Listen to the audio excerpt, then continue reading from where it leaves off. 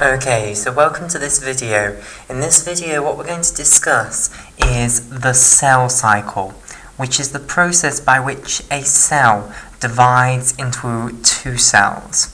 Okay, right. So the structure then for this video, we're going to start off with the big picture of the cell cycle. Okay, so we'll go through the different phases of the cell cycle and roughly what occurs at each phase. Then what we'll do is we'll go into this in much more detail, starting with the activation of the cell cycle within a cell via growth factors. Then what we'll talk about is each phase in turn and the signaling pathways that are controlling the transition between the two phases. Okay, right. So we'll start off then with the big picture of the cell cycle. So as I say, the cell cycle is the process by which one cell here goes from being a single cell to dividing into two separate cells. Okay, here's one and here's two, and the two new cells that you get will be genetically identical to the first cell. Okay, and they're called the daughter cells. So these are the daughter cells. Okay, right, so we now want to look at the different stages in the process of going from being one cell to being two daughter cells. Okay, so this first cell is going to start off in a phase known as G0, okay, and in G0 you are not actively dividing. Okay, so G0 isn't really a phase of the active cell cycle. It's the phase where you're sitting and you haven't yet been stimulated to divide.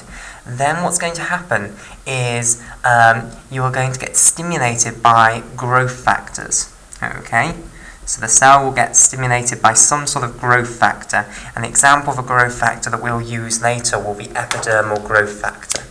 So okay, you start off in this phase known as G0, then you get stimulated by growth factor, and then you're going to go into a phase known as the first growth phase. And I'm going to sort of try to draw this starting to form a cycle. Okay, like so. So this now is known as the G1 phase. Okay, and this is either called the first gap phase.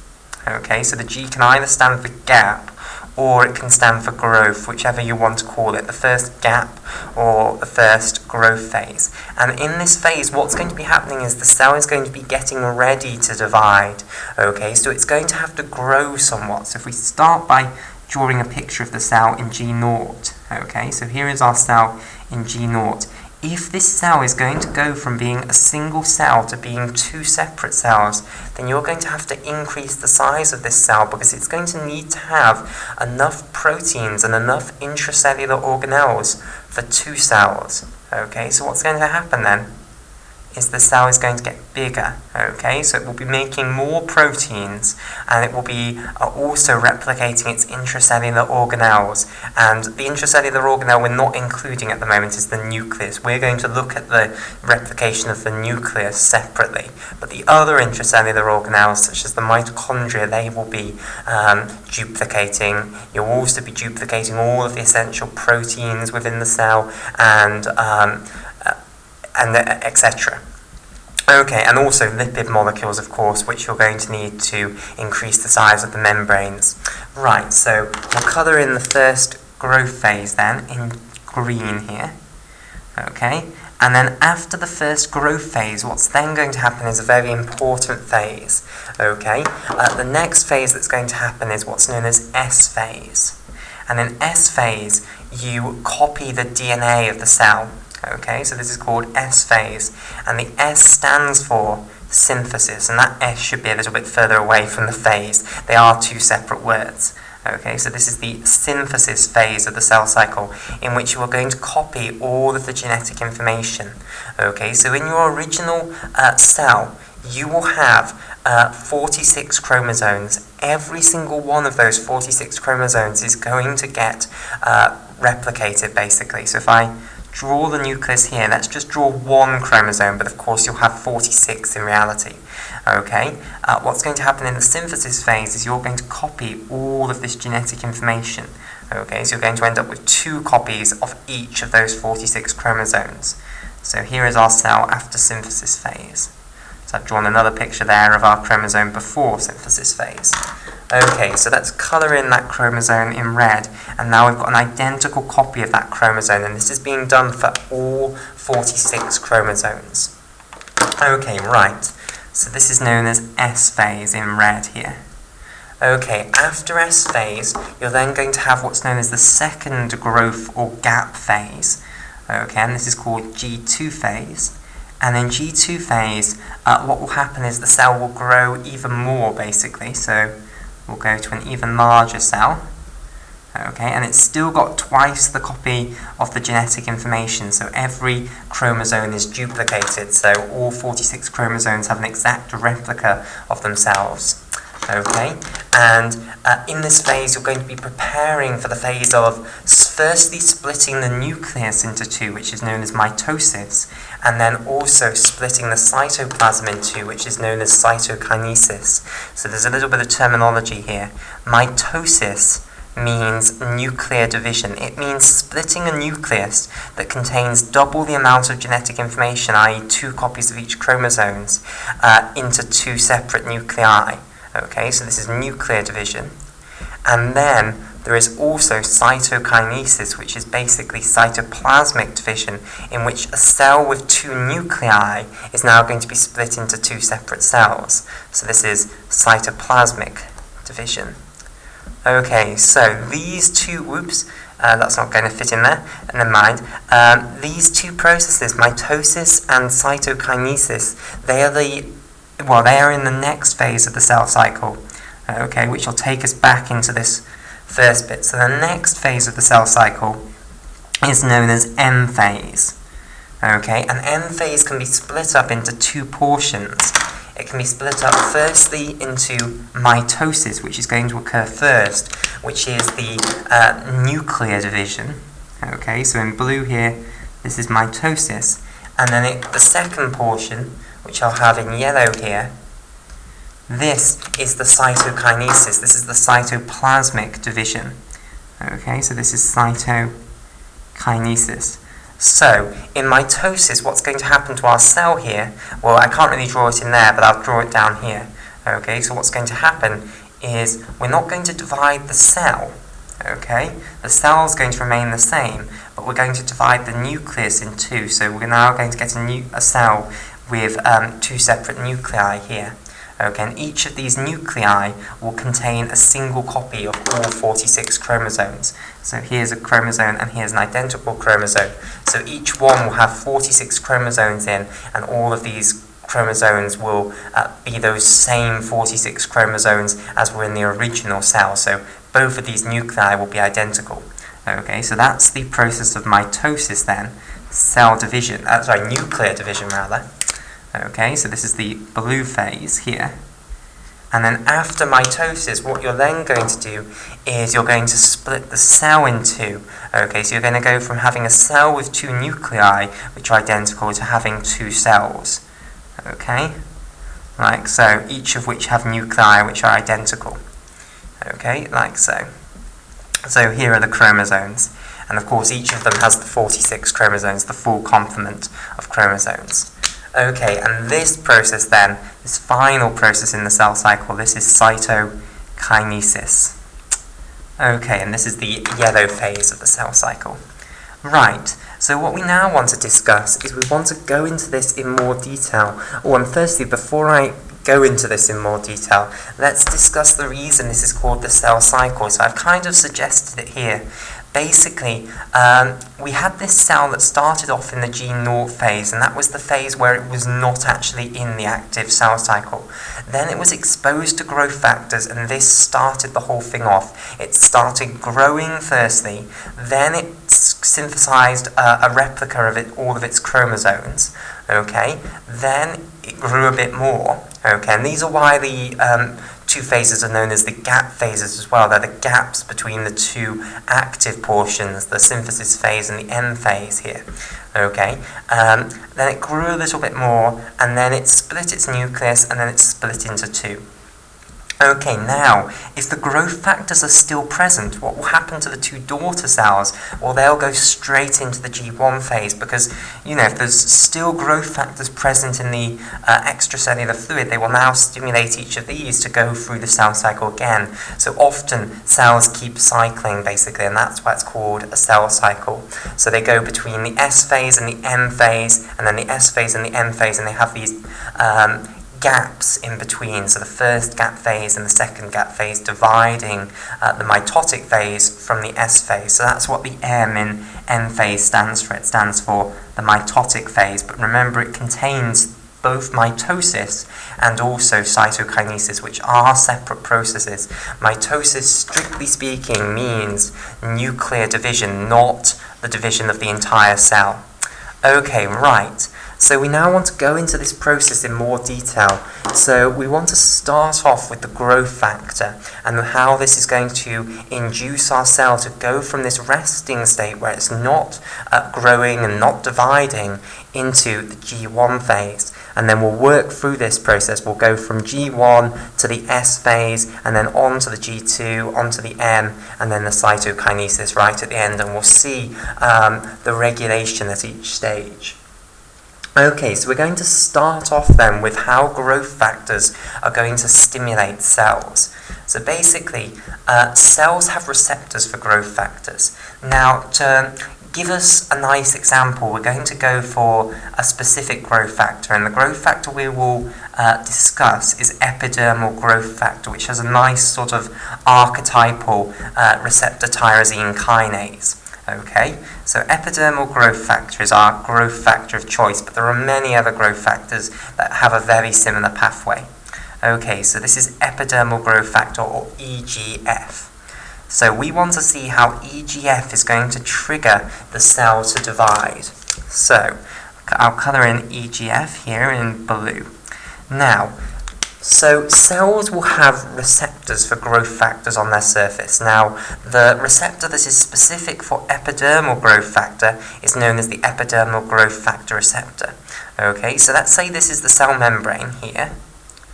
Okay, and we're then going to have our epidermal growth factor sitting within the cell membrane. Okay, so I'll show this like so. And what's going to happen is when there is epidermal growth factor in the extracellular fluid, the epidermal growth factor receptor is going to get epidermal growth factor bound to it. Okay, so I'll colour in our epidermal growth factor receptor here in red. Okay, right. And I'm just going to show a little bit of an additional cytoplasmic domain here, because there's going to be a very important cytoplasmic portion of this epidermal growth factor receptor. Okay, so here's a little bit of a cytoplasmic portion.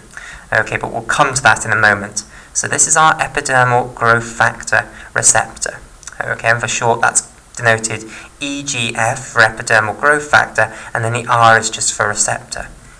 Now, when the epidermal growth factor binds to its epidermal growth factor receptor, it's going to trigger conformational changes in the epidermal growth factor receptor that are then going to allow epidermal growth factor receptors, which have both got epidermal growth factor bound to them, to dimerize. Okay, so usually the epidermal growth factor is a single polypeptide. The epidermal growth factor receptor is a single polypeptide which spans the membrane once and is moving around in the cell membrane on its own, basically. Once the epidermal growth factor binds, that's going to trigger a conformational change in the epidermal growth factor receptor that is now going to allow two epidermal growth factor receptors, which have both got epidermal growth factor bound to them, to dimerize. Okay, so let me show this now. So, once again, let's have the cell membrane here. Okay, and now I'll show the conformational change by showing this sort of little process sticking out. So we'll say that this little process sticking out is the conformational change that the epidermal growth factor receptor has undergone. Okay, and it's allowing the two epidermal growth factor receptors to bind to one another. Okay, and then I'll draw these important cytoplasmic domains, which are going to become important later here. Okay, so I'll colour both of these in red. So here is an epidermal growth factor receptor in red, and of course this portion down here is also part of the epidermal growth factor receptor, so I'll colour this in red as well. Okay, and they've now changed conformation because epidermal growth factor, the ligand, has bound to them. Okay, so each of these will then have an epidermal growth factor molecule bound to them. So up here in blue, these are the epidermal growth factor molecules, so I'll label those up as well. So this is EGF up here, okay, and these are the epidermal growth factor receptors. Now, what happens now is once the epidermal growth factor receptors have dimerized like this, you're going to get a process known as autophosphorylation.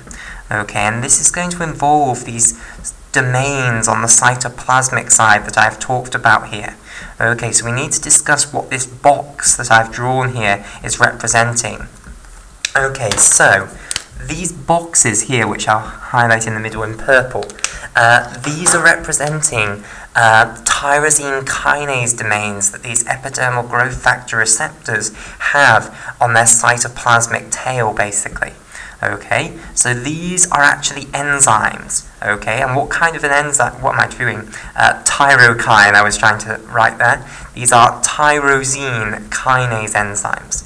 Okay, so on the cytoplasmic side of these epidermal growth factor receptors, you have these special domains which are enzymes. Okay, and the type of enzyme that they are is a tyrosine kinase. Now, what does that mean? Well, it means they can phosphorylate tyrosine residues. So let me just remind you of what a tyrosine residue looks like and how they can be phosphorylated. Okay, so we're going to draw a tyrosine residue. Now, what does it mean to draw a residue of tyrosine? Well, it means that you are drawing tyrosine as though it is bound within a polypeptide rather than as a free amino acid. Okay, so I'm going to draw the amino group as though it's bound to the carboxylic acid group of the amino acid before it. Okay, like so. Then you've got the alpha carbon in the middle with a hydrogen coming off it. Then you've got a carboxylic acid group at this side, and I'll draw it as though it's bound to the amino group of the next amino acid along. Now, the R group of a tyrosine residue consists of a methylene group, like so, then with a benzene ring after that, okay, and then an alcohol group coming off that.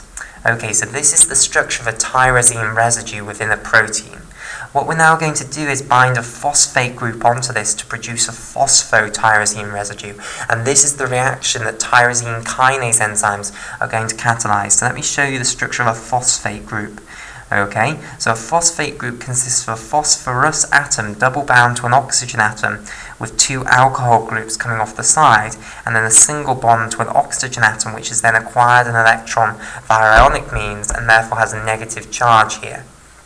Okay, so this is an inorganic phosphate group here. Now, in reality, tyrosine kinase enzymes do not get the phosphate groups that they're going to add on to tyrosine residues from inorganic pure phosphate groups like so. Instead, they get them off adenosine triphosphate molecules. They cut off one of the phosphate groups off those and they attach them on. But the principle is the same. Okay, so what you're going to do is you're going to bind this phosphate group onto the alcohol group of the tyrosine residue here.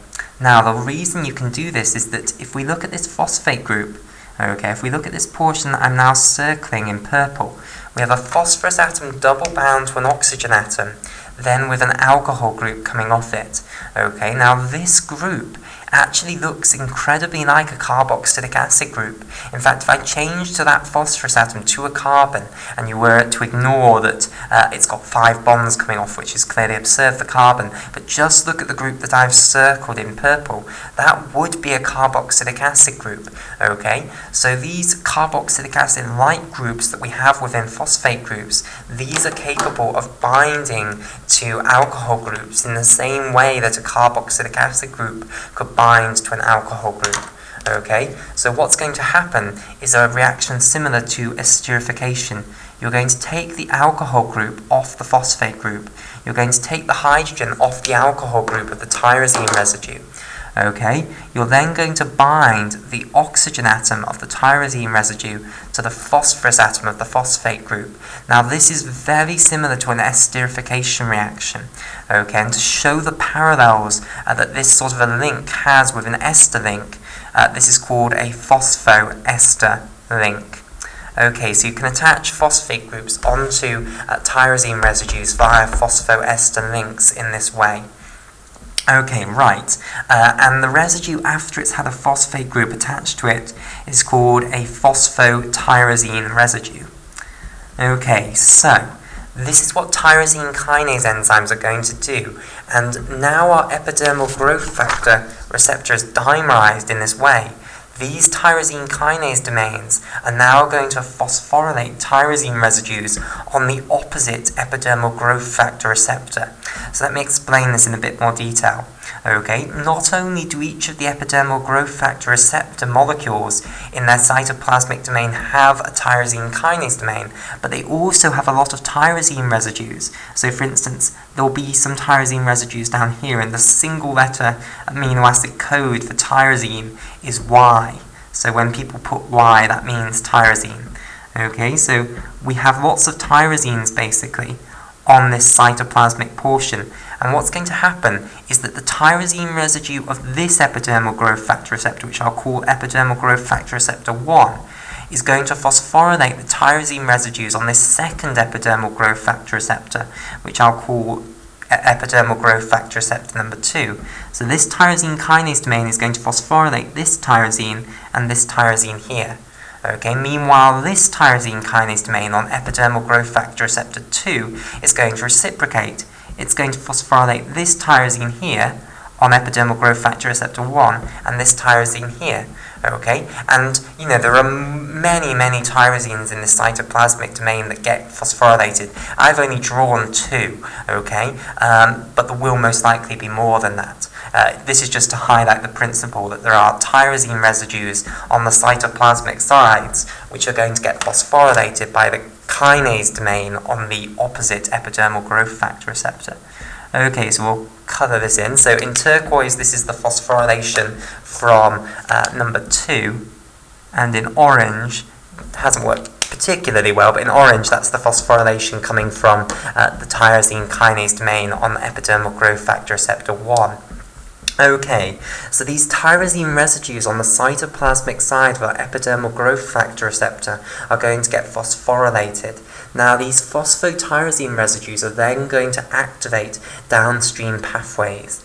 Now, before we go any further, what I should say is that there are a huge plethora of different pathways that growth factor receptor phosphotyrosine residues that we've now got can activate. Okay, a huge, great plethora. We are only going to look at one of them. We'd be here all day if we were to look at all of them.